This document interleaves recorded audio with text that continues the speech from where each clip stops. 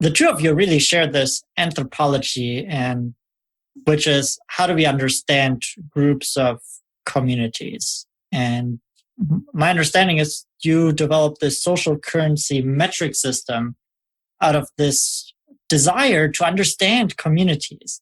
Can you maybe share how you came about to be developing what was the initiation of the social currency metric system?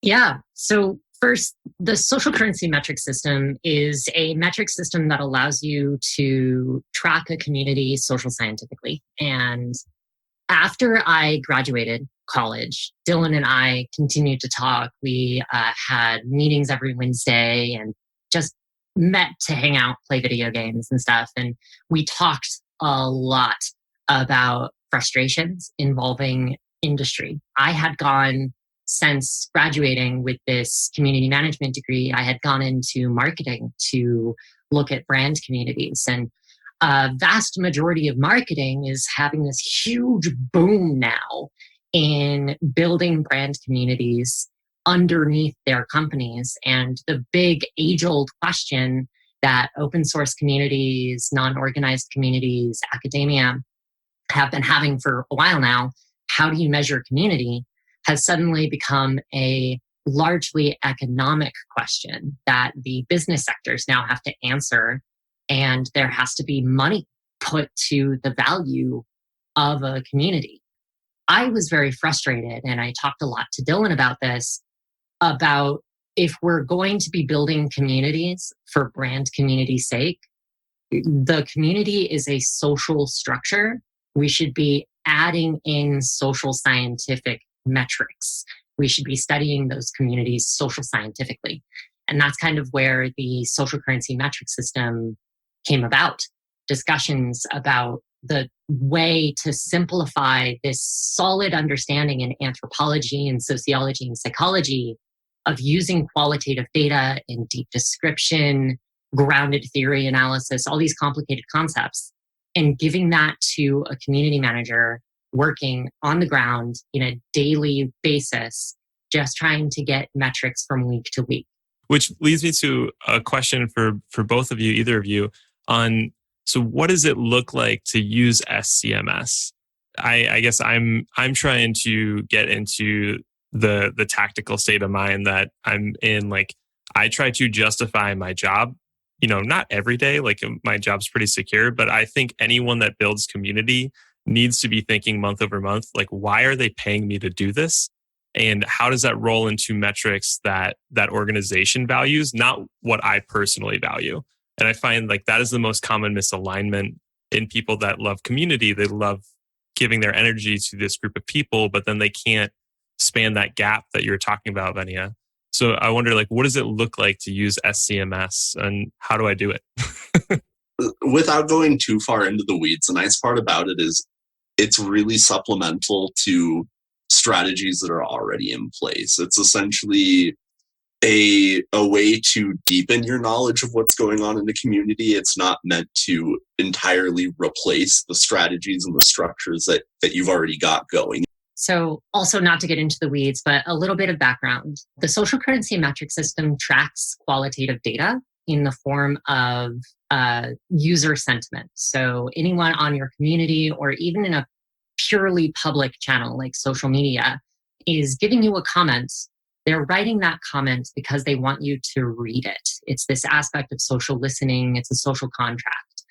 Social contract can then be used as data in order to port it into the SCMS and then say, okay, so what is the sentiment? What are they saying here? And by creating a tag, you're able to say, all right, so that's what they're saying. Is there a pattern? Is there emphasis here? And by tracking it week over week over week, you just spend 1 hour every Friday just before your normal, regularly scheduled analytics meeting, saying, okay, what are the trends? And it's just like Google Analytics. You set it up, you install it, but it's really this pattern that you put into your weekly process, going over these comments in a more objective manner and saying, if there's a pattern, we're going to track this over the next several weeks.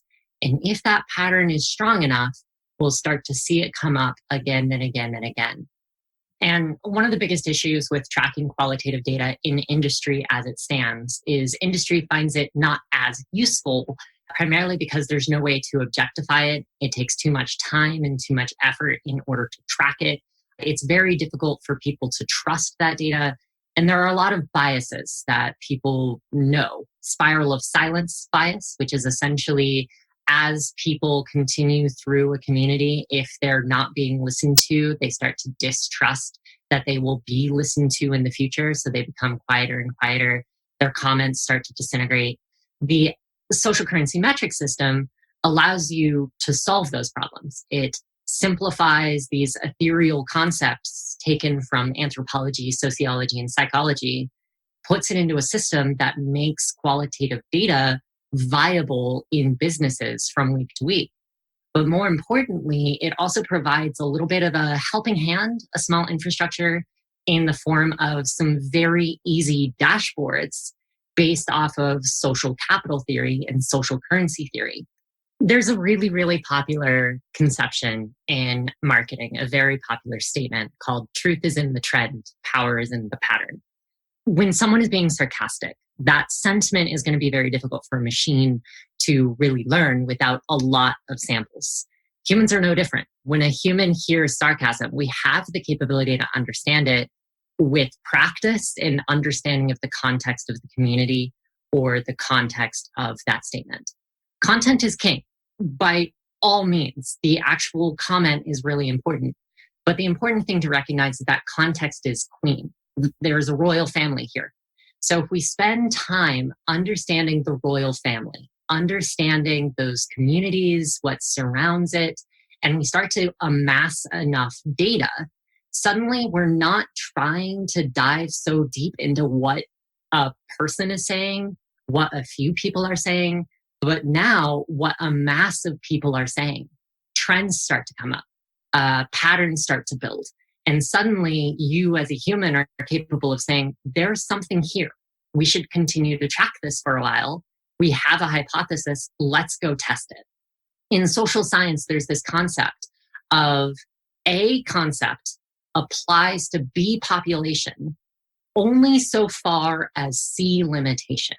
I've noticed this thing happen in this population, but it only seems to happen here. Is it happening elsewhere? And that C limitation is the most important part of the rule, because if you don't have that, then your data, it's useless, it's pointless. And that's what a lot of people don't understand is you're creating a boundary.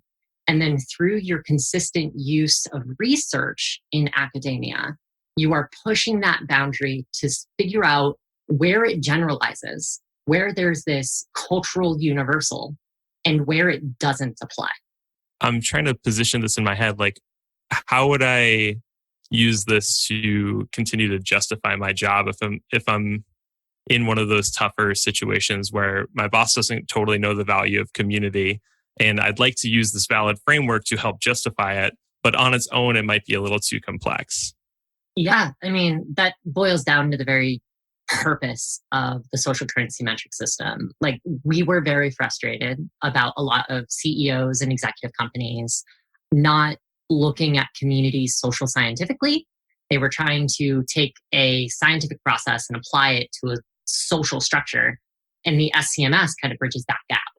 If you were a community manager, a marketer, an influencer on YouTube, DevRel, a marketing analyst, you would be able to install this system, port in that data, and then spend an hour a week before an analytics meeting just going through and tagging it. And in doing this, you have now fulfilled your social contract of social listening. When people post a comment, they want you to read it.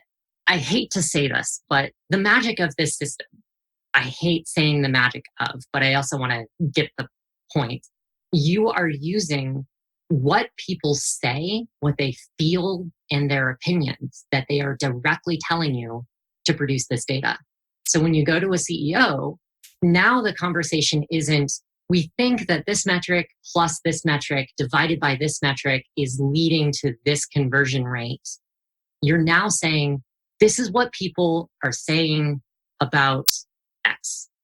You can now say, using the rule of generalization, I think this is happening in this population because of this restriction. We're going to go test C now. We're going to go test this limitation to figure out if it generalizes to a larger problem.